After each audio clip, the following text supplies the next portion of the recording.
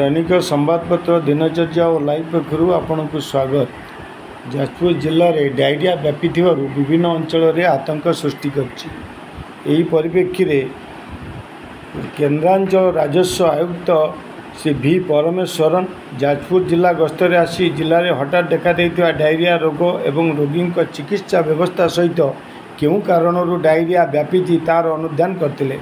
प्रथम राजस्व आयुक्त धर्मशाला और व्यासनगर हॉस्पिटल और पर जिला मुख्य चिकित्सालय परिदर्शन करी डायरिया रोगी को जोगाई दि जाइथिबा चिकित्सा व्यवस्था संपर्क में निर्देशक पब्लिक हेल्थ डॉक्टर नीलकंठ मिश्र, स्वतंत्र सचिव फूड सेफ्टी श्री शक्ति मिश्र, जिलापाल पी अन्वेषा रेड्डी, जिला मुख्य चिकित्सा और जन अधिकारी डॉक्टर प्रकाश चंद्र बहल को पचारि बुझते चिकित्साहीन रोगी मानक उपयुक्त शिक्षा व्यवस्था जोगाई देवा परामर्श देते।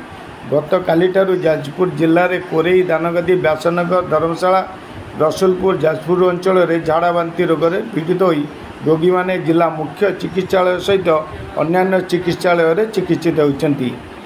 गत काली सुधा 256 जन डायरिया रोगी चिकित्सित होइतिबार जना जायछि।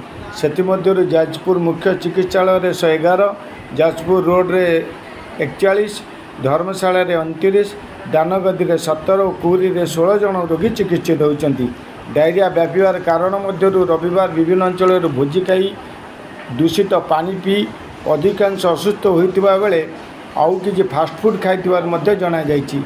एही सब अंचल जल बलका खाद्य और रोगी मल इत्यादि नमूना संग्रह करा जाई परीक्षण निमंते पठा जायछि।